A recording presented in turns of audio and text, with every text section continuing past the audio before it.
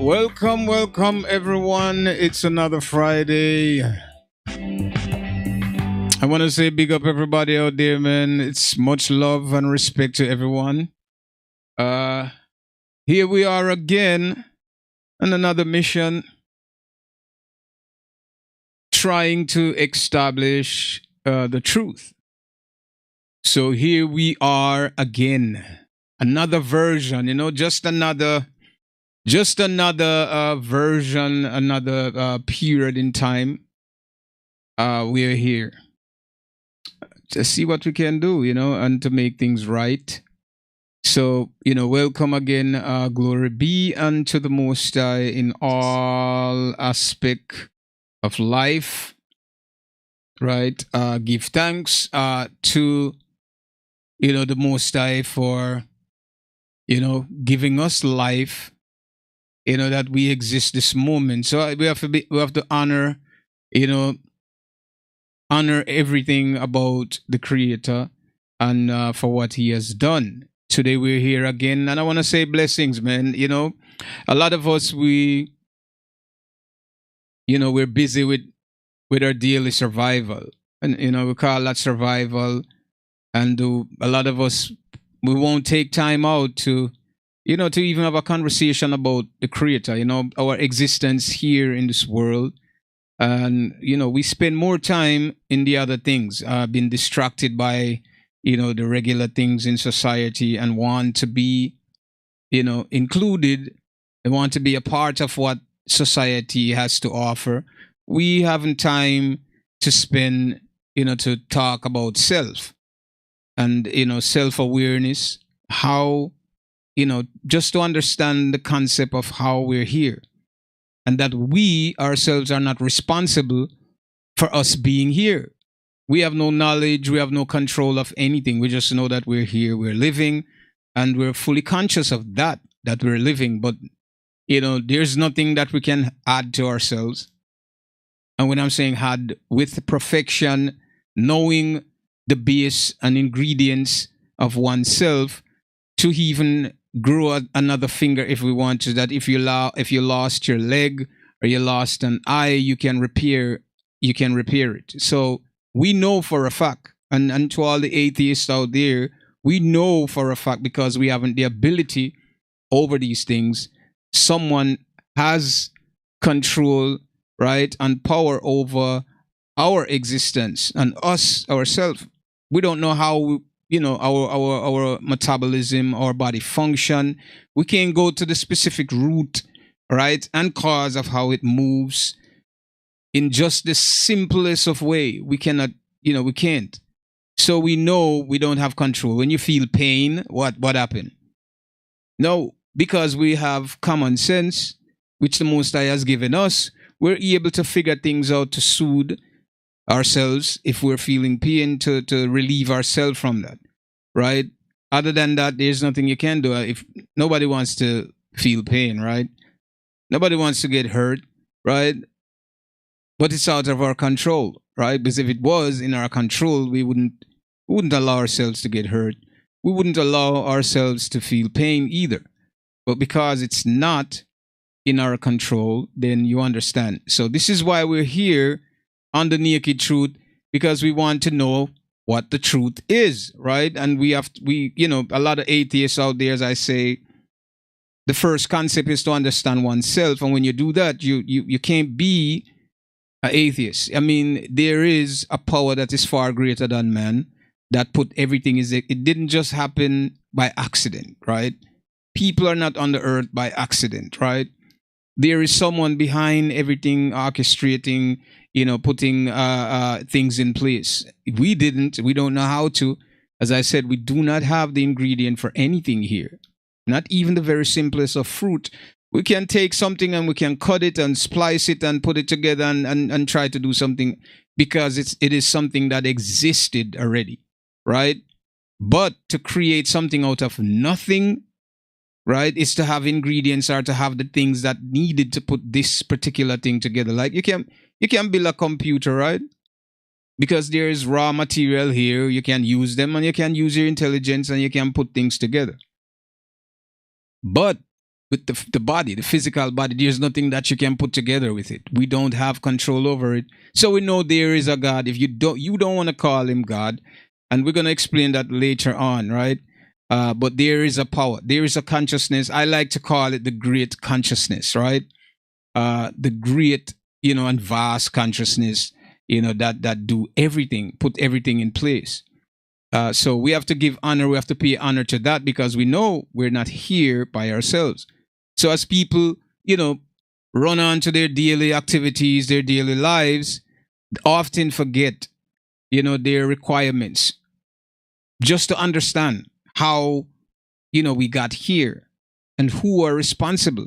And should we honor the person that is responsible? There's and fathers, because when we came here, as a suckling, we saw our mother and father in the physical form. This is what we see. Our first role model is parents, right?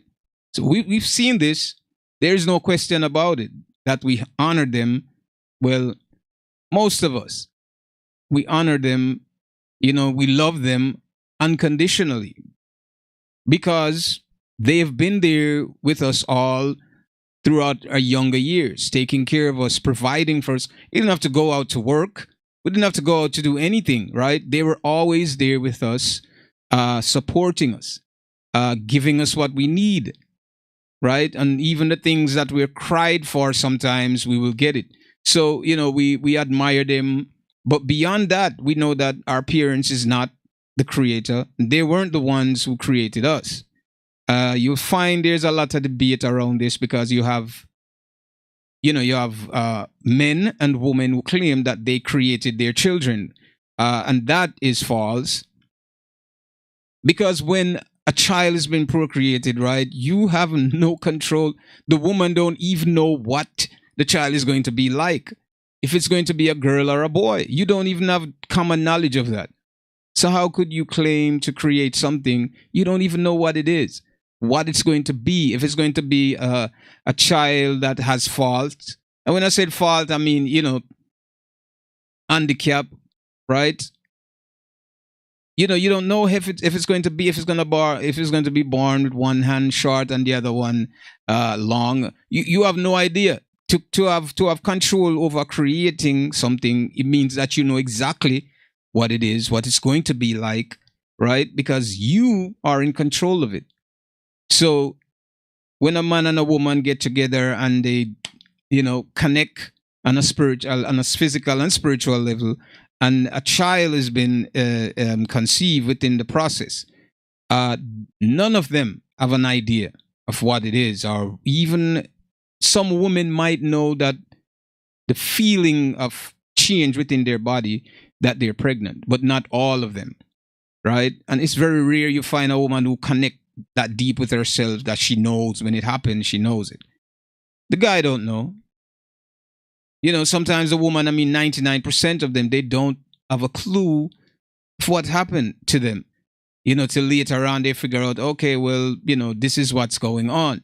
And even when it reached to a certain stage, as it grows, you know nothing of what the child is going to be, whether it's going to be boy or girl.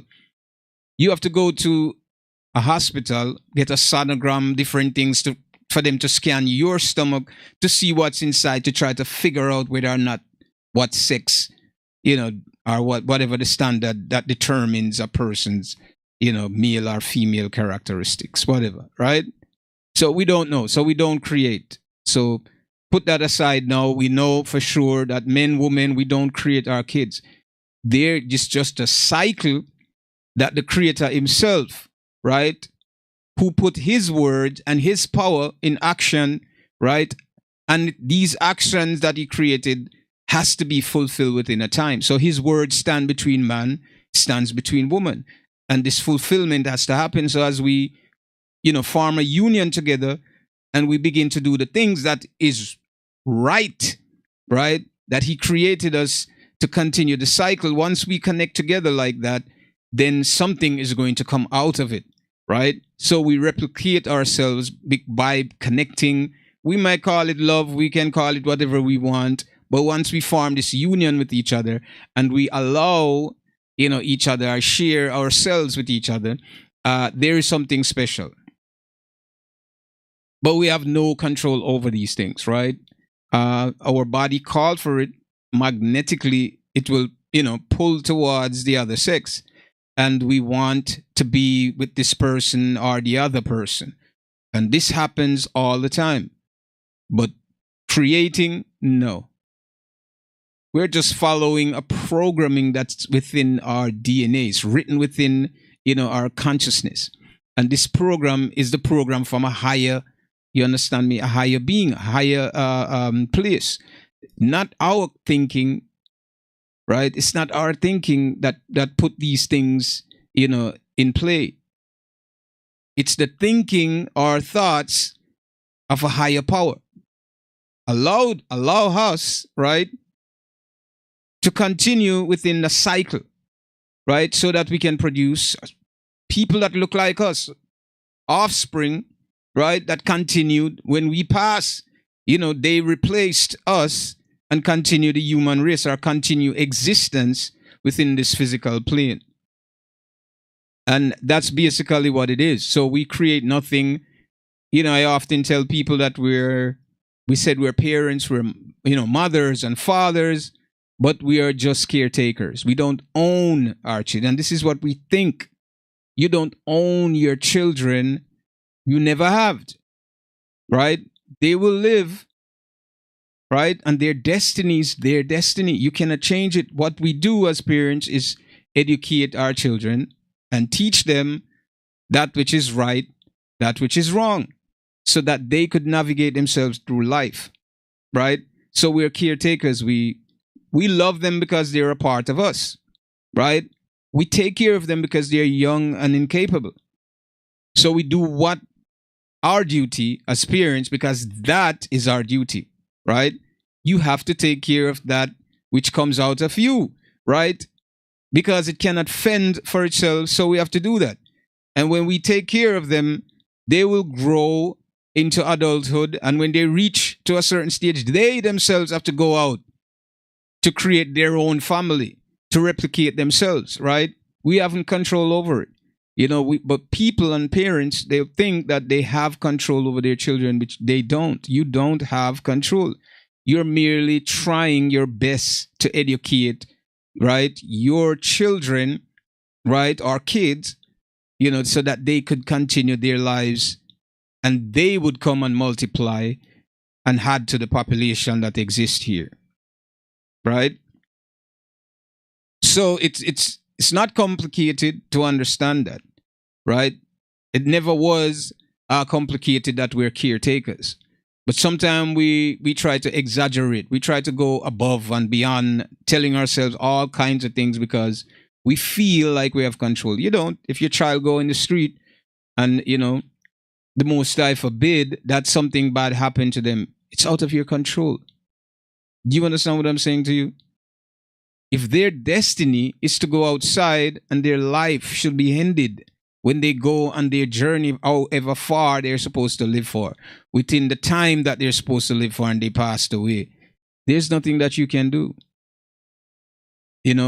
So we should teach our kids what is right, what is wrong, that which is truthful, and hope that the creator that create us and allow us to survive a certain amount of time will allow them to survive within their consciousness and how they resonate with the creator himself, that they would overcome many obstacles and they will survive and endure the test of time.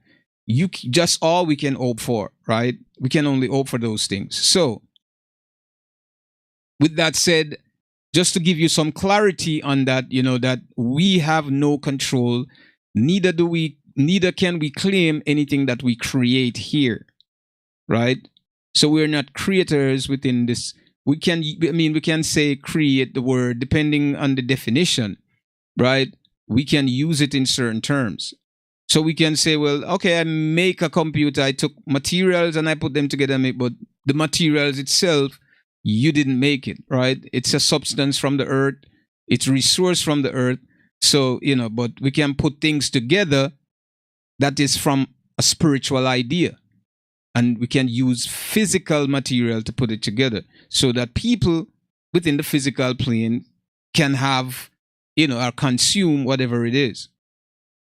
So with that, just to make you have that, an understanding that we have no control of certain things. We don't create anything. So there is a supreme being, right? That controls everything. The season, the times, when the rain is going to fall, when there's snow, when there's none, when, the sun itself that travel its course within the skies, the stars, the mountains, the hills, the valleys, the rivers, the waters, the wind that blow upon your skin. Everything is created by this individual, our consciousness. So we can say, okay, it's a God, it's a consciousness, but it's responsible for everything. Now, when we go to the Bible, we're talking about now how this story, the story and the description of what the entity is has been molded, right? Someone is trying to bring, the idea, to simplify the idea so that we can, readers can accept and have an imagination of what this is. But are we wrong? Are we wrong to do this, to try to, elaborate on something that is far out of our reach, right? We can tell ourselves, well, I want to explain who the creator is. And we try to bring this consciousness that is way beyond our comprehension, right? And we try to squeeze it into this small idea as if we understood and know who the creator is, And boy, are we wrong, right? To think that way. And this is what's happening in the earth today. So when you have this book and the translators, the authors, and the reason why I'm using the word author, because these men who translate, right, the scrolls, they didn't just translate the scrolls exactly how it was, right? They took information. The book wasn't written the way that we think the scrolls were written, right? So they would take information and they would exaggerate, they would add to it, they would do whatever it takes to complete, because, to fit the English language, things have to be in a certain context. So you understand how they would write, a certain sentence or paragraph, right?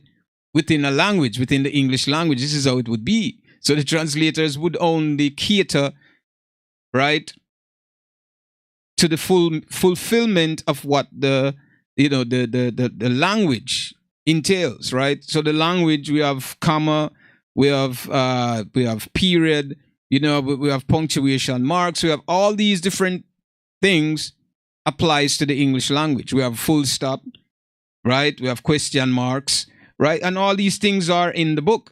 But these are modern things that don't belong here. You understand? So when you read chapter Revelation and you say John is the revelator, these are names that are giving to these different what you call story, or parts of history that existed. And they would put their own, touch on it. And if they read it and didn't understand it or didn't get it, the fullness of it, they would elaborate more, or they would exaggerate the story more to put it in an English context, in a completion, right? So it would be a complete sentence. You understand? So when you read the Bible, you will understand you be reading sometime and then it goes into something else, because the other thing that is there don't belong there, or it was removed because they didn't like it. So there's a lot of things. This is why I tell people that this book, man, you got to be careful. Not everything here is true. So with that said, welcome everyone. And just want to give you some clarity so you understand what we're going to get into today. We're going to talk about the Antichrist, and we will be taking some questions as well from anyone out there who want to ask a question about anything regarding the book. We can get into that. Right. So, and we have some question to start out. What is salvation? Right. And let's get into it. Welcome, greetings in the name of the Most High, and praises and blessings to everyone out there who are tuning in. Now we get into the meat of the matter. So salvation, that's what we're talking about. It's to basically redeem yourself from that which is whatever state of mind you're trapped in, right? Which is not the correct one. This is where salvation comes in. The word salvation, delivering yourself, or renewing yourself from something that trapped you or have you trapped, right? Which is basically sin. So the word salvation, this is where it's coming from. So that's basically what it is. People often seek it because it would be like, let me give you an example. It would be like a promotion, right? That's what it would be. You work so hard, getting a minimum wage, and then somehow the boss recognize your commitment to the company and gave you a raise and said, you know what, you did a lot, and gave you a raise, and now you're not in the same position no more. You're some of the weight on your shoulders are gone now. You've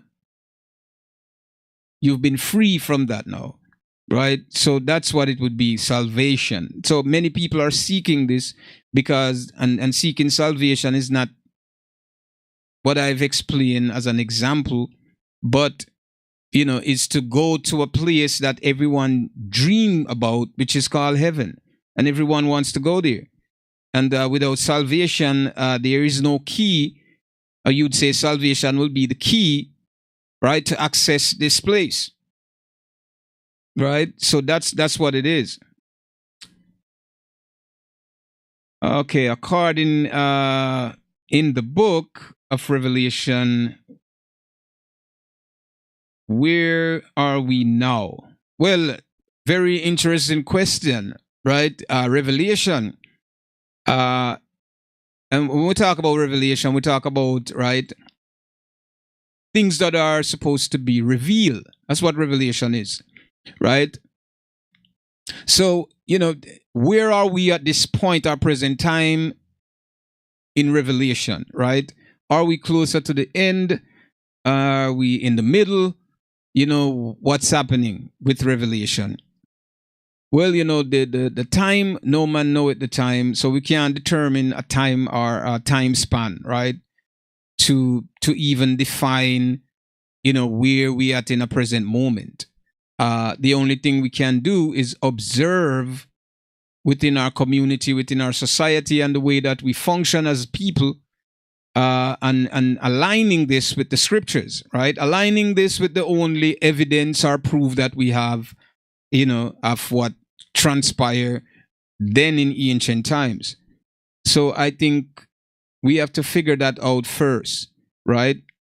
So the alignment and the time, specific time, are not giving. But I can tell you that there are things that, as I said, through the process of translation were removed. So we are ignorant to the fact of what's taking place. A lot of us, a lot of people, right?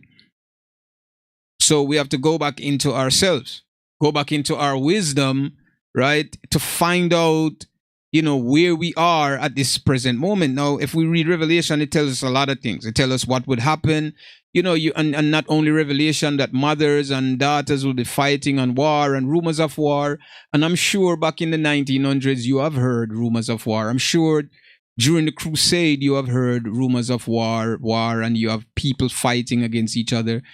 This would make someone think, but all these war, from World War II, and we're talking about even the war that happened in Israel, right? There are about 52 wars that's been fought within that place alone, right? So, does this have anything to do with, the prophecy?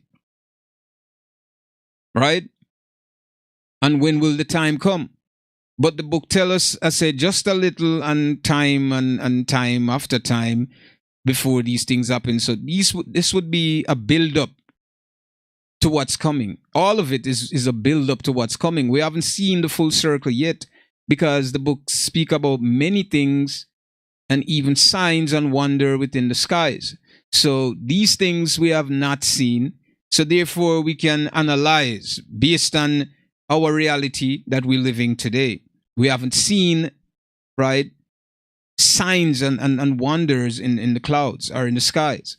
And when it's close to that time, and even when the Most High said close, you might talk about another 100 years, right? Another 50 years. Because remember, 1,000 years to us within the physical realm is just one single day, right? Within the existence of where the Most High is. One day to him is 1,000 year pass within the earth. Just one single day. Just think about that. So you're talking about, the Messiah probably was here like probably 3 years ago, right? You understand what I'm saying? So if we try to do the number, we say, well, okay, the Most High said 1,000 years is a day, right? So just imagine if he said, well, okay, since we read the Bible, we see a lot of sevens, even 13, right? As they said, numbers that always used within the scriptures, right? We can say, well, okay, what if the Most High said, all right, within 7 years, and when I said 7 years, not 7 earthly years, right? But within 7 years, within, his dwelling place, right? That he's going to come. So 7 years is given himself. But in the earth, it's far more. You understand me? I mean, sorry, not 7 years, 7 days, right? So the Most High say, okay, after 7 days, or the ending of 7 days, I will go to the earth. But in the earth now, 7, right, days in the spiritual realm is 7,000 years in the earth. Do you understand? It means that generation came and died and passed on. I'm talking about, just do the maths, right? 100 years for an individual. That's it. It's over for you. This whole entire nation that was born within a certain time, every single one of them would no longer exist on the earth within 100 years. Right? So we're talking about people replacing people within that 1,000 years, just slavery. You understand me? It begins about 400 and something years, going on 5. So, I mean, you have to take these things in consideration when we're trying to pinpoint or determine time, what time is and what the scripture is aligned to. But we'll see these things, when men begin to change, because now they're in a technological age where men are comforted by, creating things to probably ease the pressure of their survival. They're doing a lot of things. They're caught up into all of these things. These things have to go away. These things will fade within a time, because all of these things that you're seeing today was already here before. So it's just basically a cycle we're reliving. So, when we fall into this cycle, right? We build and build and build, and then the mind start to think back, say, oh, we need to go back to the organic way of living. People start to, retract themselves, and they take away themselves from the environment and the society until the modern society or the modern the technology begin to fall, right? And when I said fall, I mean everything just fall, and people would think, how could this just happen like that, right? If you go back to just in the 90s, right? Just in the 90s, just talk about the 90s, right? Let me give you an idea of how things will change so quickly that you would even recognize it, unless you were a part of that generation, right? You would think it was never here when it was here. Beeper. I know a lot of people know about Beeper, right? Beeper was one of the things before cellular phones. And you used to get a beep with a number, and you will call the person, and that was the way that we communicated back then. Beeper is no longer around, as it was very permanent within that time. Everybody had one.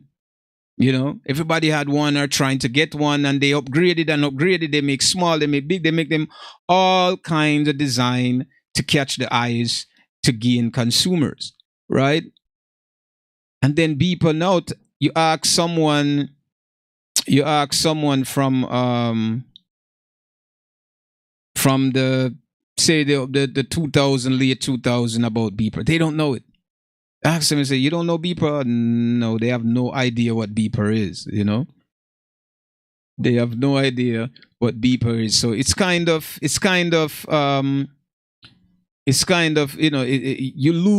lose ground. We lose ground as time comes by. We lose a lot of things we lose. And it's that's just the way it is. So things change, and the generation that knew these things, if it wasn't taught, it will be forgotten, right? So that would happen as people live within the earth today, and as they rise in technology and advancement, you're going to find out that it won't suit them very well, and they feel that they're getting more lazy and more weak, and they're going to go back to the natural way of living, and this is going to delete all of the technological advancement that you see today. So, and this is a process. It's a slow process, right? This will happen, and it will go back, and it will go back and go back, and then as soon as men live a certain way again and feel like there is need for them to do things, they'll create again, and the cycle keep going back. That's what the Bible said. There's nothing new under the sun. There is nothing new under the sun. All these things existed already, and they faded away because men get enough, and what you say, they were clied of it, and then they turned and go back to the natural way of living until they go back again, and this back and forth is a cycle, right? So we cannot pinpoint the time, when revelation, or when the end is coming, or when the time is coming to the end. Greetings, but we can surely observe what's happening around us, and we can align these things with the scriptures. Certain part of the scriptures, we can align them with it, and that's what we need to do. But reading this book is not just taking everything in, right? But analyzing the information and try your best, to understand what you're reading, and to question these things, not just to take it as face value, because that's what a lot of us do. We take things as, even this book, a lot of people they'll debate with you like, no, everything is right. No, this is my, and they'll tell you about Jesus, and they'll tell you about everything, and they tell you all these things. And they never considered for a second that, wait a minute, I've learned this from someone. What if the someone that I've learned this from didn't know what they were doing, or they made something up and it passed down to me? So it's good to question the origin of these things before you decide that, okay, I'm going to believe everything. But you cannot. As I said, the history in this book, you have to understand where it came from, and the people that were in power at the time who had control of this, right? And how did it reach into the hands of people today? It wasn't given. These people didn't sit down and they had a treaty and they talk about, okay, I have written, literatures that we can share, right? I can give you a copy. You can take a photocopy of it and you can utilize it, but this is our thing. You like it. You like what it is. We can share with you. It wasn't like that. They took these things away. And not only that, they took it, they've translated it, right? And not only that, they translated it, they have write themselves in it as well. So the ancient people, you read it for yourself, you'll see that. We're talking about Judges, we're talking about Joshua, Deuteronomy, we're talking about Numbers, Leviticus, Exodus, Genesis, right? We're talking about Jeremiah, we're talking about Isaiah, we're talking about Ecclesiastes, Proverbs. All these names are just giving for the different body of work. We're talking about Acts, you're right? We're talking about Daniel, right? Romans, Hebrew, John, Matthew, Mark, Luke. John, we're talking about all of these things. Ezekiel, right? Zephaniah, right? Chronicles, Corinthians. We're talking about all these different things. Hello, and welcome, right? Talking about these things, right? But the names that align with this work, we could say it's in English now, right? Right? But it's not an English book, or it wasn't an English scroll. It was translated in English. So therefore, if the people that translated this book would have respected the people that wrote it, you would have seen the Hebrew names. You haven't seen that, have you? The names are changed, right, into European names. So the names are changed basically into the group of people that are ruling, that have the ruling power now. So what do you expect? So you cannot take this information for face value. You cannot. You cannot take it for face value because, when you do that, you're going to be wrong. I'm telling you. You're going to be. So you have to pay attention to what's happening around you first, right? So let me see. Let's see.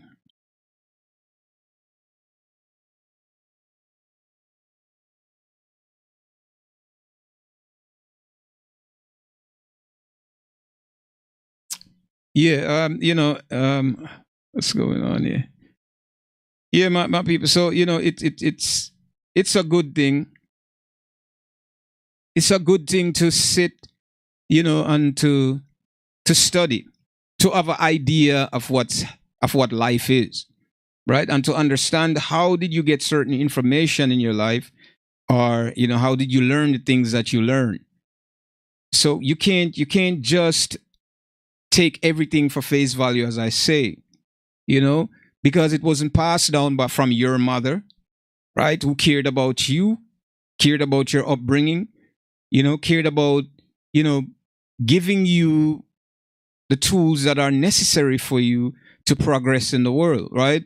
So they have no reason to fabricate the information to you because they want the best out of you because you're a part of them, right? They want everything that is good or everything that they had good, for you. They want you to be good. They want you to have everything that is good, right? So your parents would have given you the information that would be true to you, right? And they would pass it down so that you would succeed, and it would go to you, to your sister, and you pass it down to whomever. And this is how it would be. But if the information was stolen by someone, right, and your parents or your people are no longer in power, what would happen to this information? It wouldn't be the same. And we have to understand this, and this is what we're trying to overlook. When it comes to the Bible, we try to overlook these things. We have to pay attention to this. So we can't talk with force, right? And we can't talk, with confidence, right? When we're trying to defend what the truth is, especially when it comes to the Bible. And we have a lot of people who do that, claim that they went to school. But yes, you went to school. But which school did you go to? And here we go now when we talk about there needs to be a separation, right? Because we're talking about there's two groups of people. It's obvious that one is melanated and the other is not. And the one that is melanated has no position in power. And the one that is not melanated has all the power and control all the information. So how could you just settle thinking that, well, everything that I'm getting from the very people, right, that don't have a liking for you, basically. You know the history. We don't have to go into it now. So if they didn't have a liking for you, right, if they didn't care about you, what would they do, right? Or what good information would they give you or to let you even think if they dethroned your people? They took away everything that you were supposed to have had. And they are in control now. They control even you. Why would they tell you anything good about yourself? Why would they leave your name, right, on the information that they took from your ancestors? Why would they leave your name on it? To give you proof, to give you strength, to give you conviction that you could stand up one day and say, yes, this is me. And no, because it's all about control. And to control you, they have to take everything away. Right? This is why they share up. When they went into the land of what they call Africa today, they split it up. Every European nation went there and they conquered, right? Colonized. Because they want to control everything. So that the melanated people won't rise again. You can't compete with the original people, right? So they have to make sure that they're subjugated. And not only that, today you will think and ask yourself the question like, okay, well, why are these people can't do anything? Why they can't do nothing? It's not because they can't do it. It's because the governments within these countries that are elected, right, are puppets, right, under colonial rule. They're taking money to keep the country the very way that it is, right? They're taking money to keep the country down, so you won't see progress in these countries.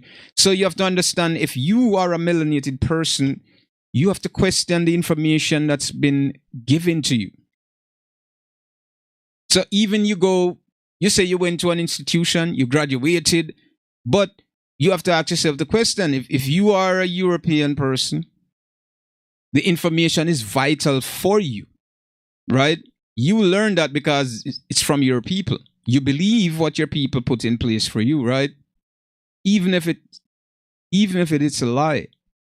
But because you're benefiting from it, why would you question it? You won't question it. Everything would be true for you because it's your people. You see them in control, right? They're making laws. They're putting rules in place. So, of course, why question that? But the other people who have no power, right? They have no true representative. What should they think? How should they think? Right? And that's the problem. So even you go to an institution and learn, you're coming back with what?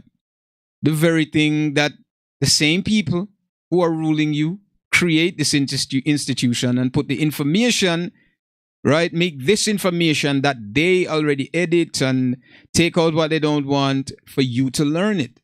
So you can't use those things as reference points, right? Because it wasn't passed down to your ancestors, neither was it your people who have control over the information within this institution where they know that this is very vital for you. So it's conflicting in some way, but you have to understand that. So even when we're referencing, oh, I went to college, I went to university, and I studied this, what information did you study? Was it the information that was passed down to you, or was it information, right, that was, formatted, it was perverted, right? It was conformed to whatever they wanted it and then teach it to you. Still, you're not getting the truth, right? That's my point. So we have to treat the information here, and to figure it out, we have to go to the origin. Going back to the origin is where we're going to connect with what it is.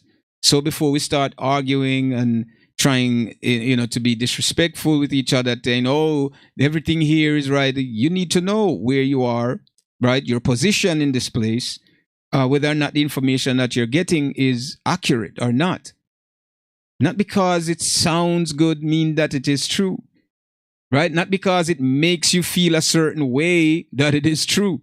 You know what I mean? Not because you're feeling, light-minded because you read it, doesn't mean that it's true. Let's be real, right? You have to be real. Realistically speaking, you can't swallow everything, right? You have to take your time and you have to go through the information to find out what it is.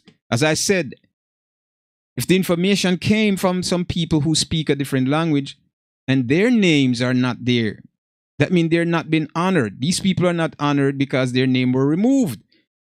No, they take away the name from the characters and put their names. They're telling you that they're stealing or claiming the story or this information for themselves. So they would write and they would change information to suit their purpose, not to suit your purpose. Because you're not in control. Why would we write and say that you are greater and stronger than us when we're conquering you and we're the ruling power? Why would we give that to you? You understand me? So we have to pay attention to that, right? When we're talking about Bible, when we're reading, not everything here is true. I've said this over and over. Not every single thing within this book is true, right? Half of it is a lie. You can read it for yourself. You'll see that. This is why a lot of people read and it's conflicting to them. Like, what? And the story never finished because, as I said before, we didn't have these different names like, you see, they have Job here, they have Psalms, and on and on. Proverbs, you have, Songs of Solomon. You have all kind of different thing, and then not only that, they have this in chapter, right? So in chapter 7, and you see, they basically have everything here within the book that is, and in the context how it was constructed in the English language. So if you learn the English language, you know that when you're writing an essay, right, or you're writing a paragraph or a sentence, right, it has to be constructed a certain way, right? So you have to have the full stop, you have to have the comma, you have to have all of the component that is necessary, right, to write what you'd say a perfect essay or a sentence, right? So you have to use your S's because this is what you learn in the English language, right? You have to know if it is a verb, a pronoun, right? Adverb, adjectives, right? Plural, all of these things, right? You have to know these things. So when you're reading the ancient text, doesn't have these things in it. So when we're reading and we say, okay, chapter these men constructed it this way within the English language. It was constructed this way, right? So we have a book called Mecca or Micah, right? Which sounds similar. That's what the name's supposed to be. But then we have Matthew, Mark, Luke, and we have John, and we know what those names are, right? So we talk about the important names of the book and how they are changed. And that's where people go wrong. These names, that's been changed into another, and you can tell by reading, but because if you go into the genealogy, right? If you go in genealogy and you read, you're going to find out that the names that are there doesn't align with the names that are now, used as the title of that book. So we realize that something went wrong, and even the very name of the Messiah is been changed. So if we go to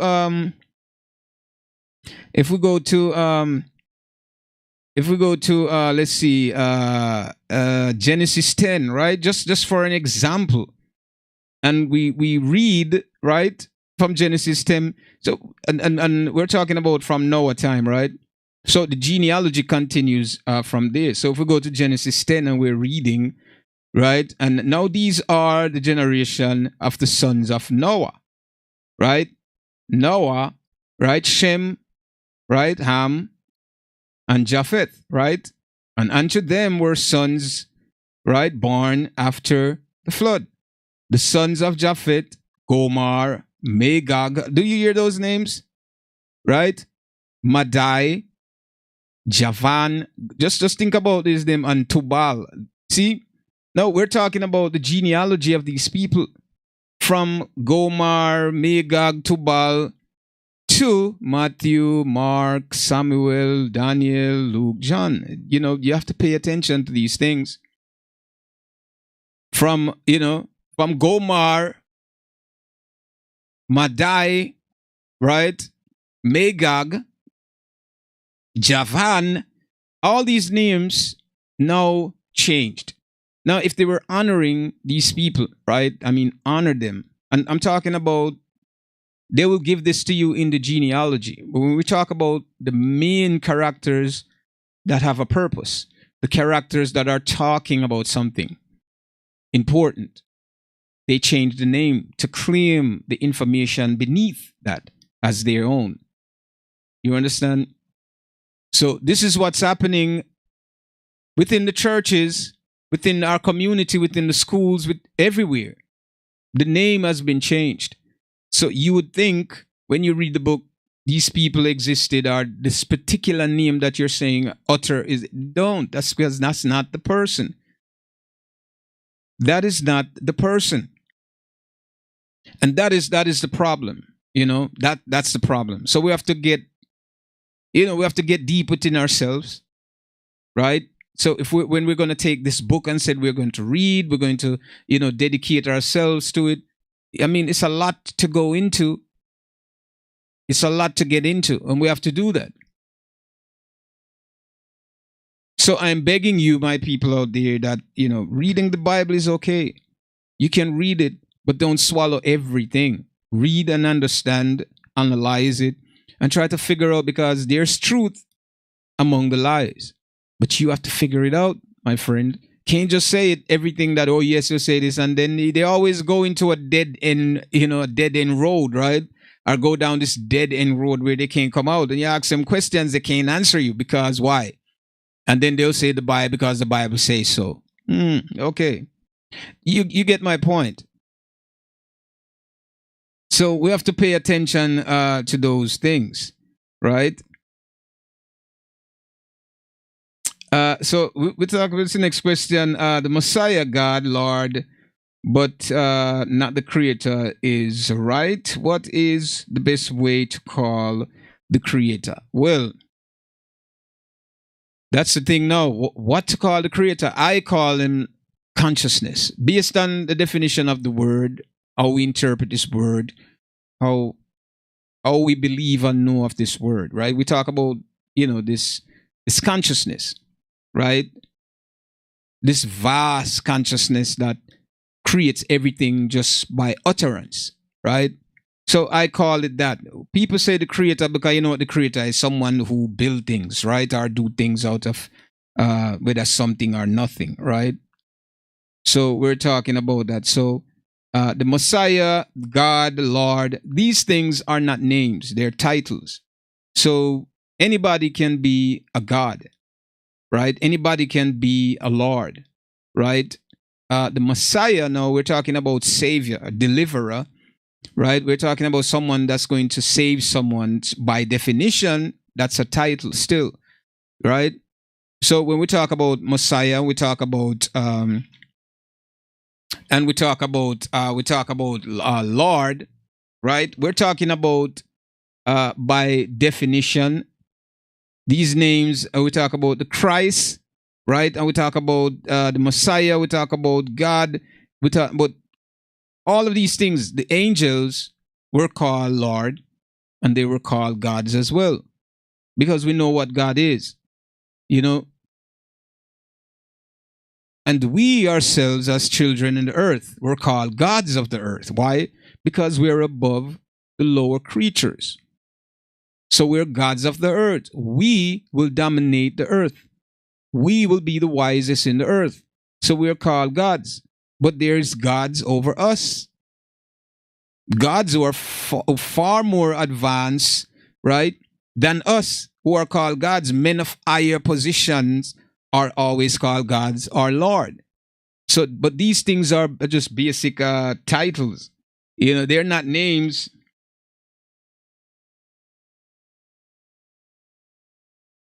They're not names as we would say. These things are just these titles are there representing a position, right? So you're called that because you're in a certain position, like within the army they will say general, captain. Even within the workplace they'll say there's manager, directors, there's CEO, and you have different levels of people who have a title because they represent, right, a certain fraction, right, of leadership within in that company.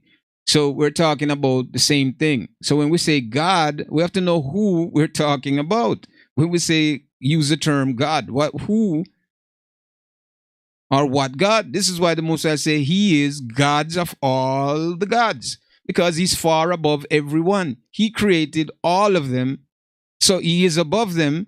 So He is gods of all God. But still, that's just a title, not His name, right? So as I said, we can say the Creator. I've used this term many times. The Creator, why? Because only He alone can create things. None of us, right? And we can call putting a physical thing together. We can say create.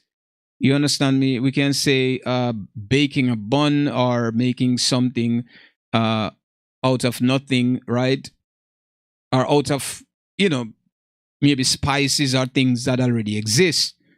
We just put them together and get something out of it. We can say create there, we can use the word, right? But that's not what truly creating is, right? When we say creator, we're talking about that consciousness, right? That put everything that never existed before, give credence, give premise to all these things that never was before, right? And not only that, give intelligence. I'm talking about, it is amazing when you think about it, right? And has the ingredient to every single thing that he did. This is what I'm talking about. Even if, just imagine if it just by utterance that these things come in place, that means they had to play a part within his consciousness already. So all these things were designed within his consciousness, right? And then he uttered them out into reality, right? We're talking about that. You understand? That's the power we're talking about. Not men who fought war and killed 1,000 soldiers, right? And they're called Lord and God. We're not talking about them. We're talking about someone who can give us the ingredient or, to one of your eye or a simple ear follicle, something that is unfathomable for men to do. Something that scientists cannot fathom, something that the average people cannot fathom. I'm talking about that's who we're talking about. So when we're directing our argument, right, or directing our passion, we're talking about that particular individual consciousness, however you see it. Nothing within the earth can replace this. As people are looking around for comfort here in this earth to say this is God and this is that, as you can see for yourselves. As the Rastafarians call another person within Ethiopia God. And not only that, you have in many different cultures, they have their own thing. So this is how important it was that the Most High has chosen a group of people and give them law, statutes, and commandment and reveal himself unto them that he has never done before. He created men before within the earth and he chose not to communicate with them and like that. But this time he said, you know what? He's going to communicate with these people have proven themselves to me. Right? So I will reveal myself to them and I will show them my great power and wonder. And that's what he did when he delivered them out of Egypt, out of the house of bondage. He has showed them that. As I said, the names and these things that are removed from the book, right? It's not by accident. These names were removed because the names are not important to the heathen. It's not important to the other nation. The names are important to the children of Israel, right? What they call today, the children of Israel. That's who the names are important to. If these people, you go back and you read, we're talking about Jericho, right? We're talking about Egypt. We're talking about the Greek captivity, the Babylonians captivity, right?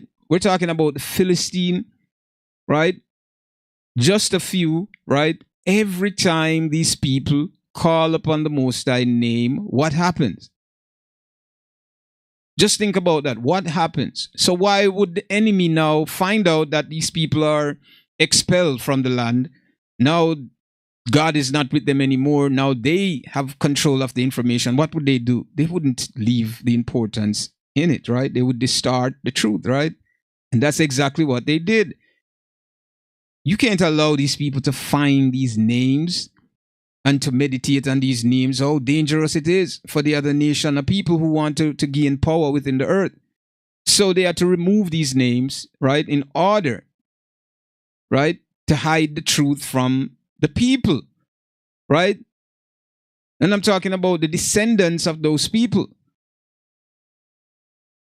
So that's what's taking place.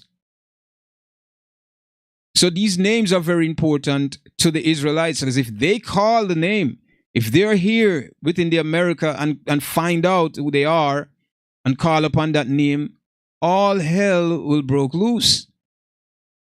Wherever they are, in captivity and call on this name, he is coming to deliver them. Or he's going to send someone to deliver them. And believe me, whether he send 2 persons or not, they're going to be victorious. Do you understand what I'm saying? You've read it within the Bible. So these people have a close relationship with the Creator, right? They have one. And this is why they could call him and he would respond to them, because he treat them as his sons and his daughters, right? He gave them laws. Just like your mother would give you law within your house or set rules within your house, because that's you. Your sisters and brothers are children of her, right? They set laws within the house and you follow them. Everything is perfect. When you don't follow them, there's problems, right?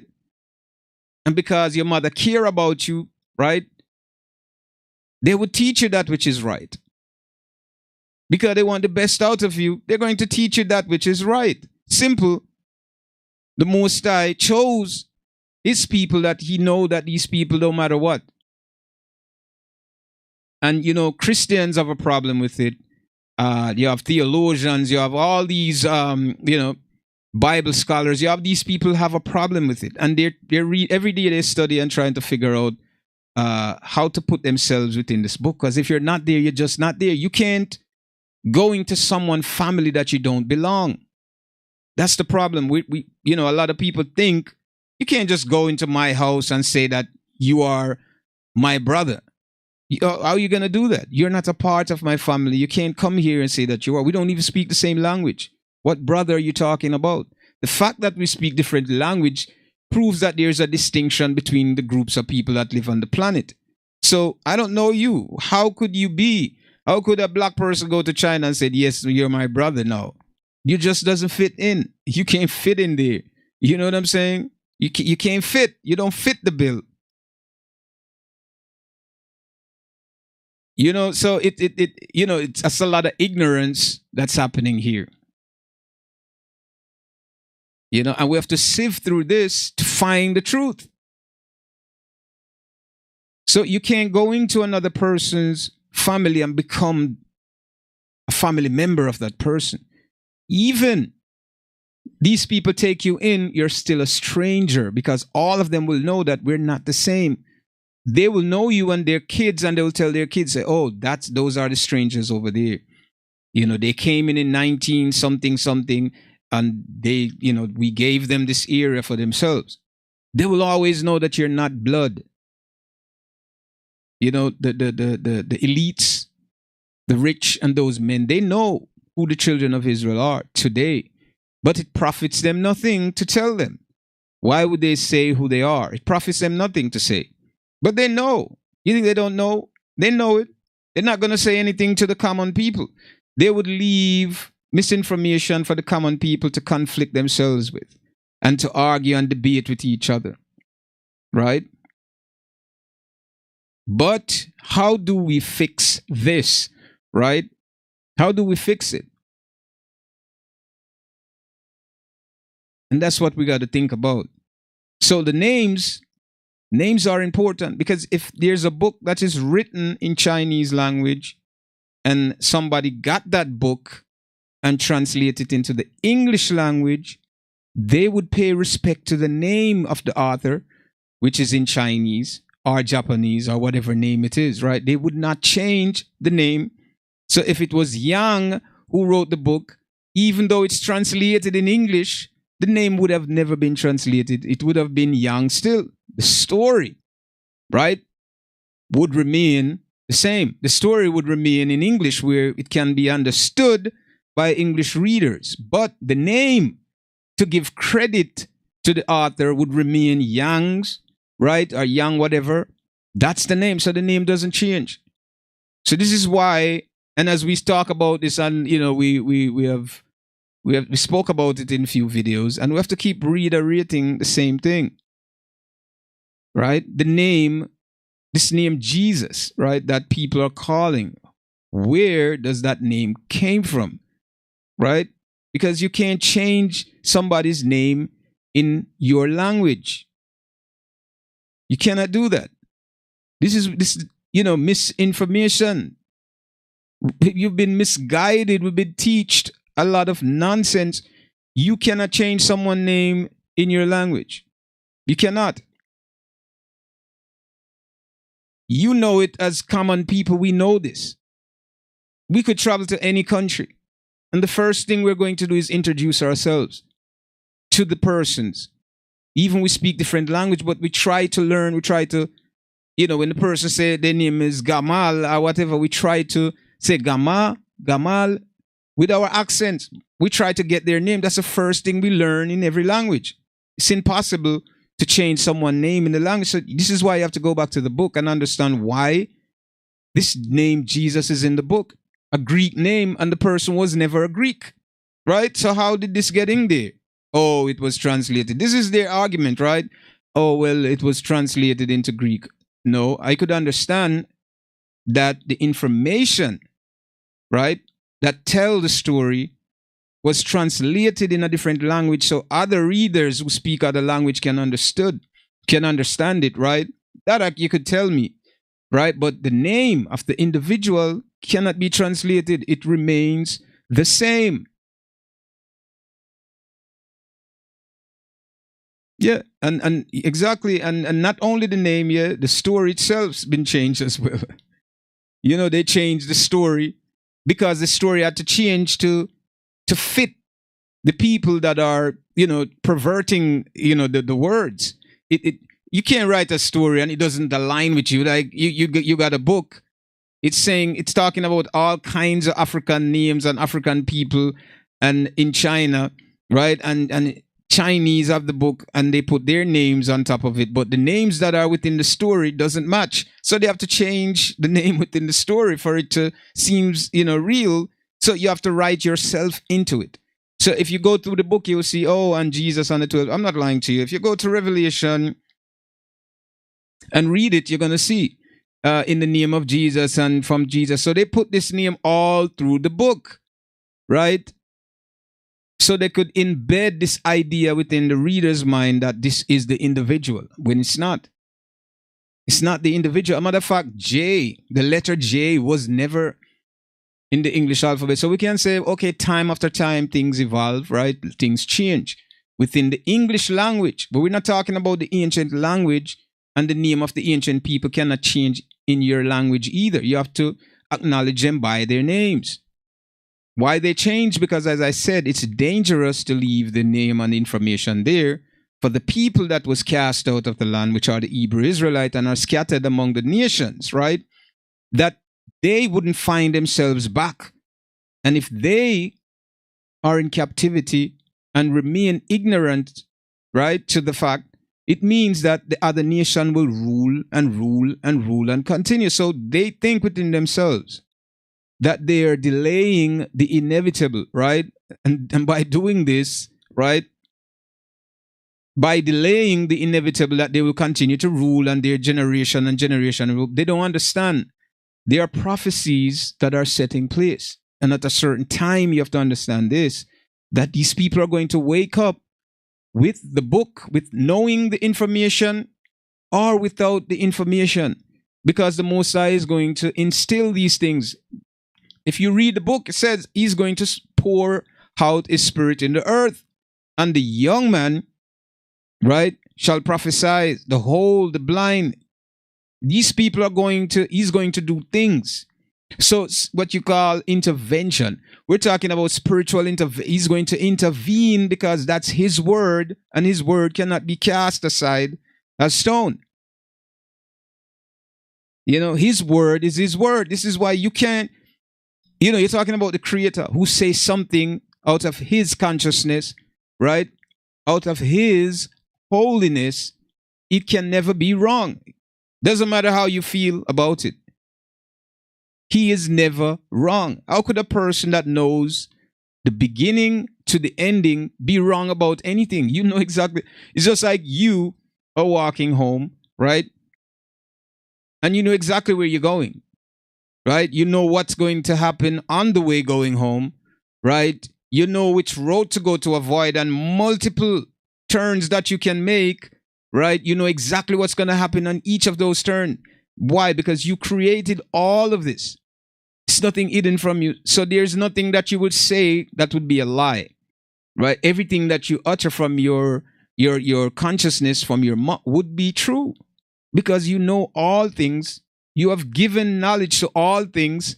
How could you be wrong with a statement? You know what I mean? So when you read the Bible and some people say, oh, well, you said the law first and then it changed. All of these things are lies. My people, none of it is true. The Most High, the Creator, this consciousness cannot make mistakes. People are just trying to satisfy themselves with what they think they know. The Most High cannot lie about anything. Anything else you read what the Most High said before, and there is a second chapter or information discrediting the first one, it means that the second one is a lie. Pay attention to this. The book tells you, right, that the law, right, the statutes, the laws, and commandments were given to Israel, right? They broke it. They transgressed the law, and this is why they got punished for it. Now, in modern society, they tell you that there's Old Testament, New Testament, right? They separate the books. They separate the information and say it's old and it's new.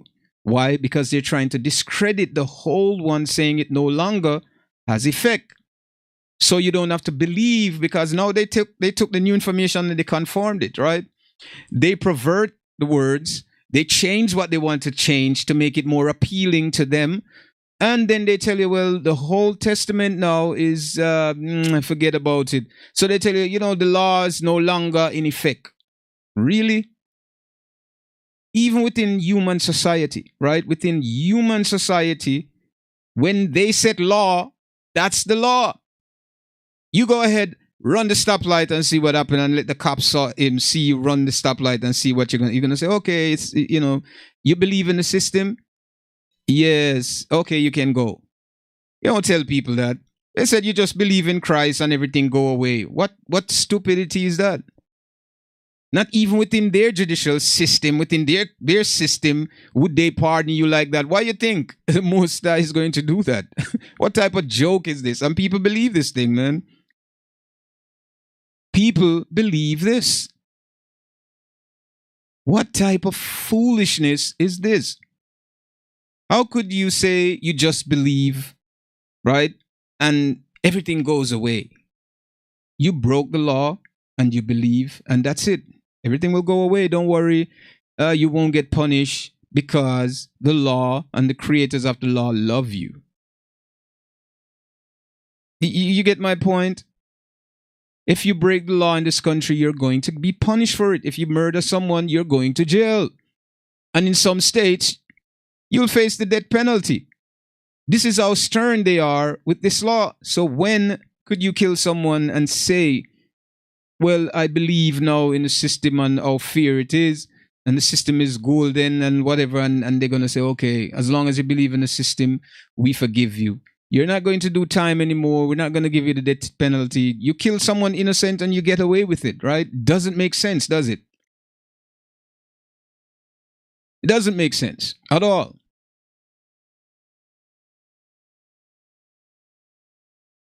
So they'll tell you that you believe, right, in this Jesus, and everything goes away. You do whatever you want. Next week, go out, rape some people, and guess what you have to do? Don't worry about, your time here on earth and how people look at you. Just do whatever you want, man. Go kill some people. Do whatever wrongs and celebrate your life. Have fun. Go to the bar, drink, get drunk. Sleep with many different people. Do everything that you want, that your mind it can perceive. Just do it. And when you're tired and exhausted, just say, Jesus, save me, and he will save you and pardon everything that you did. Right? Not only that he pardoned everything that you did, but the persons that were affected by your actions, what happened to them? What happened to them? Who stand up for them? Where is their justice? Where is their justice? The people that you treated bad, the people that you harm and hurt, right? Now you said that you're a Christian now because you no longer do this, and you're accepted. The Most High sent his angels and said, come, bring this guy in, he's good and he's glorious to us. He need to be here with us. And the people that are affected by your actions, right? Where is their justice? Do they get justice? Do they get their revenge? Or the Most High is going to go to them and say, oh, don't worry about it. These things that happened to you was supposed to happen. And, this guy that harmed you, I forgive him. And I'm going to forgive you too. So what was the point? What is the point of all of this? What is the point? We don't just live forever. We live, we die here. What is the point? What would be the point, right? This is what I'm saying. What would be the point? The Most High has said things in the book that he separate the nations, right? He separate people. We were separated. There's no doubt about that. There is no doubt about it, that we were separated, right? And now, somehow, we find ourselves, some of us, within a certain area together. There is a price to pay for your wrongs, whatever you do wrong. So what I'm saying, what they call Old Testament, they try to discredit. Listen, the law remained the same. But listen, the Messiah said, think I come to change the law? No. He said, not one tit or tat from the law shall be changed until all be fulfilled. Think about that. Nothing from the law shall change until all be fulfilled. Now, if we're talking about all be fulfilled, what are the fulfillments? Everything that the book speak about shall come to a completion. Everything has to be fulfilled. That's what the fulfillment means. Everything has to be finished. Did it finish yet? No. Where are the Israelites? They're scattered still today among the nations, and nothing is complete. Judgment didn't arrive here because it said that in the last days, that he will write the law within the hearts of the Hebrew Israelites. So they will no longer, the young man learning from the whole one teaching, they would all know the law within them. It would be a part of them now. They don't have to go out anymore because they went through the cycle, right? They went through captivity beyond captivity, through every dispensation, captivity. This is the last one. And when they have redeemed from this captivity, that's it. Everything is complete. The fulfillment, all is complete. So the law remained the same. The fact that they try to disregard the law, when in fact, the book explains to us what is sin. What is sin? Sin is transgressing the law. How could the law be abolished? When the law is what prevents you from becoming sinners. And I'm not talking about people on the outside. I'm talking about the Israelites that the law were giving to, right? It was giving to them. And because they transgressed, that's why they were kicked out. Not everybody in the earth was kicked out into captivity. Then who would be the people, or who would be the captor, right? Who would be the people that punish, everybody on the earth? If everybody on the earth, right, was sinners, right? And the Most High dealt with everyone. It proves that he didn't deal with everyone, that he dealt with a certain group of people. And the other group of people outside, for whatever reason, he has nothing to do with them. And he would use these people to punish Israel. So when Israel was kicked out, who punished them? The other group of people. Right? So transgress in the law is sin. That's what sin is, according to the definition, right? So we have to understand that if these people transgress the law, they would be kicked out. And they have done it over and over to multiple dispensation in through time and history. They have been kicked out and end up in places where they're not supposed to be, right? And been punished by other groups of people. So how could we say now, that God, he loves everyone? We would all be inclusive to this treatment, right? every single body, our persons will be in captivity today. But Christian find a way to sway everything, you know. The biggest deception that's been imposed upon us, you know, replacement theology. They'll tell you that followers of Christ, of course, followers of Christ follow Christ. And I want to say Christ, but followers of Jesus, right? You know, that's their God. Jesus is their God, not the God that created the heavens and the earth and all living beings here. We're talking about a fictional character that comes in and tries to claim, right, that which exists before him, right? So this was orchestrated by the Pope in the early centuries. You know, that's what we're talking about. So we're talking about the Antichrist. Now we're not talking about the real person that came and did the work, the body of work. We're talking about someone who wants to claim this body of work. They don't like the individual that do the work, but they're using the work to deceive people. So we're talking about the Antichrist. Is he here? Is the Antichrist here? He's always been here, of course. Right? So the Antichrist have always been here. I'm going to read something from Revelation so you can get a kind of deeper understanding. Right? So, of course, as I said before, the Antichrist is right here. He's always been here. People are imagining and dreaming that at a certain time that this monster or whatever they think is going to come, and the earth is going to... They don't understand by reading the scripture. There was a time when the Messiah came. When he came, certain things happened within that time. These history, right, are information, you don't know them. They weren't given to you. This is why a lot of books were removed, right?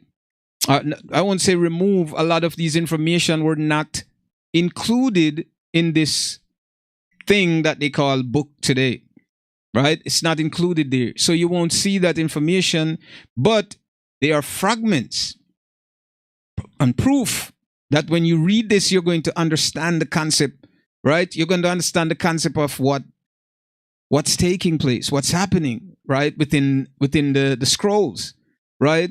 It will teach you like there's pieces that missing, but you'll be able to put it together and understand. As I said, you have to piece reality together. You have to align what you read here with reality to figure out, oh, it's not working this way. It doesn't work that way. So, you know, but let me go to, because I want you guys to understand when we talk about the beast, right? And when we talk about the beast and who is the beast, right? Who is it? The Bible explained to us, right? And let's go to Revelation 13, and let me see if I start from. Okay, let's start from 2. Okay, and the beast which I saw was like unto a leopard, right? And his feet were as the feet of a bear, right? And his mouth as the mouth of a lion.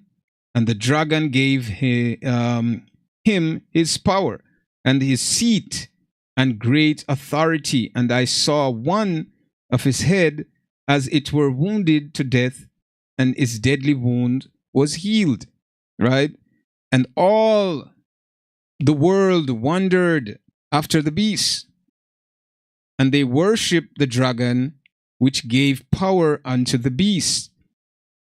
And they worship the beast, saying, who is like unto the beast? Who is able to make war with all... Sorry, who is able... Wait, sorry. I'm skipping far down. Okay. Who is like unto the beast? Who is able to make war with him? Now, the him that he's talking about is the Most High. And there was given unto him a mouth, right? Speaking great things and blasphemies, right?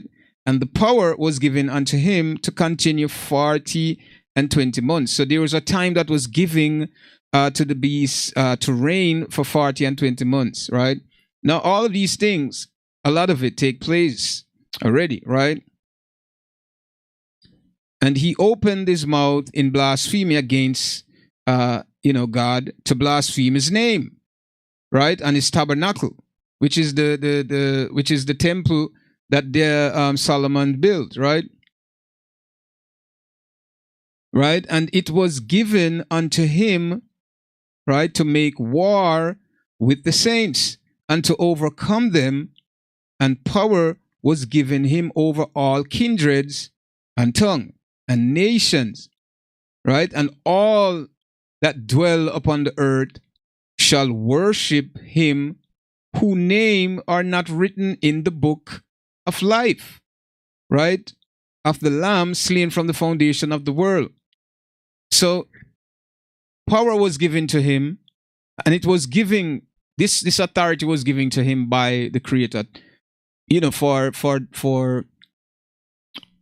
just for the fulfillment, right, of the of prophecies, right, that he would war with the saints. Who are the saints? The saints are the children of the Most High, right? The Israelites, they are the saints of God, right?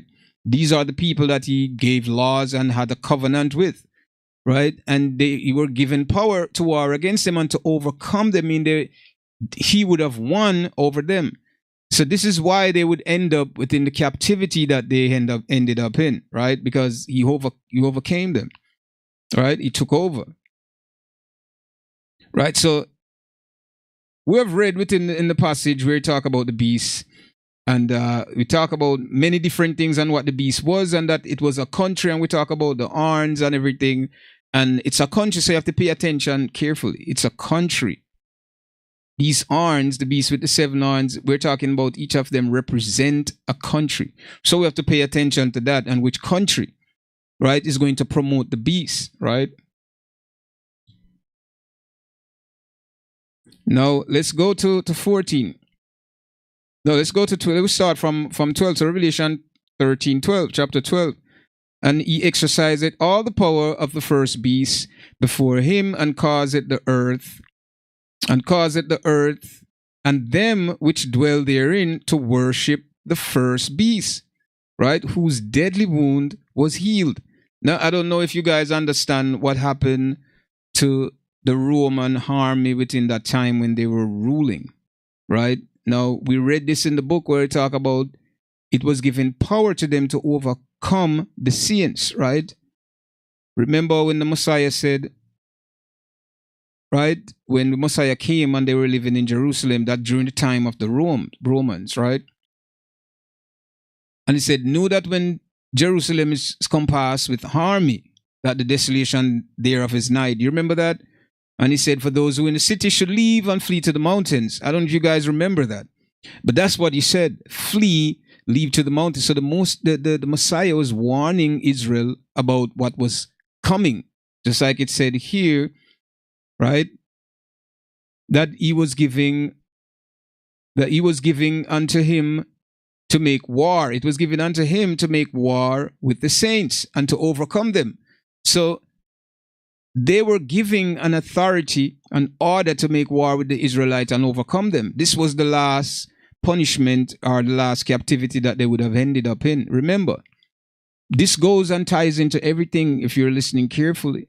The reason why the Messiah came, right? And we're going to get into that. And why the Messiah told them that there was going to be overrun by Rome at some point. Because this was the last captivity, right?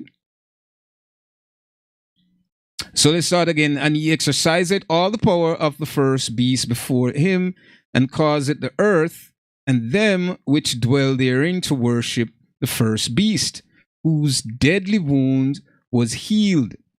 And he do great wonders, so that he make fire came down from heaven, right, on the earth in the sight of men, and deceive them that dwell on the earth, right? By the means of those miracles which had power to do in the sight of the beast, saying to them that dwell on the earth, and they should make an image.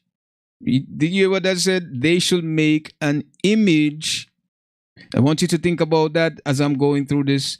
They should make an image to the beast, which had the wound by a sword and did live. And he had power to give life unto the image of the beast, right? And that image of the beast should both speak and cause that as many as would not worship the image of the beast should be killed, and and cause it all, both small and great, rich and poor, free and bond, to receive a mark. Now you have to understand this. You hear what he said? They had to create an image for the beast. Now we're talking about Rome, right? The great beast that had control, right? The very ones that overcame the Israelites, as I've read there and explained that to you, right? Their agenda that they had and what they did, right? Now we're talking about the people. And let's talk about the crusade. We're talking about the crusade, right? When they went around and they forced people. And we could go before even the crusade, and they forced. The Israelites who were living in wherever they were forced to become what? Christians. So you had to worship, right? This image that they represent. So we're talking about this image that they drew and had that represent, right, who this Jesus Christ person is. Of course, a lot of people are going to have doubts, and a lot of people are going to say, no, let's go further, right? So we're talking about this image that exists that is not the image, right, of the Messiah. This image was created by the beast, right? And we're talking about the very picture that everyone has in their home from in the early 50s, not 40s, but 60s, all the way up to the 70s, 80s. You grew up and see it, this white image with a white guy with blonde hair and blue eyes.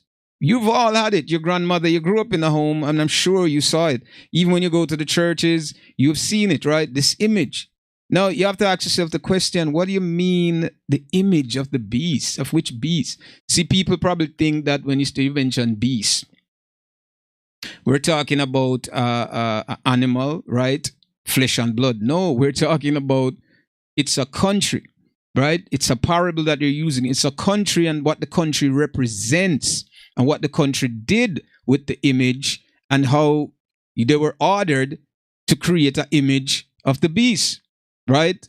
Or for the beast. And this image is what they use to push Christianity everywhere throughout the earth, right? And this is what they use to subjugate nations of people. And if you weren't going their way, you would be killed. So when they said, it allowed them to have a mark that for those who don't should be killed. So if you didn't in that time, right, if you didn't believe what the Romans says, because they were the ones who push Christianity, if you didn't believe it, within that time, it was a very serious and dreadful time. You would be killed. You would be killed. But hear what it says now. Hear what it says in, let's see. Let's go to,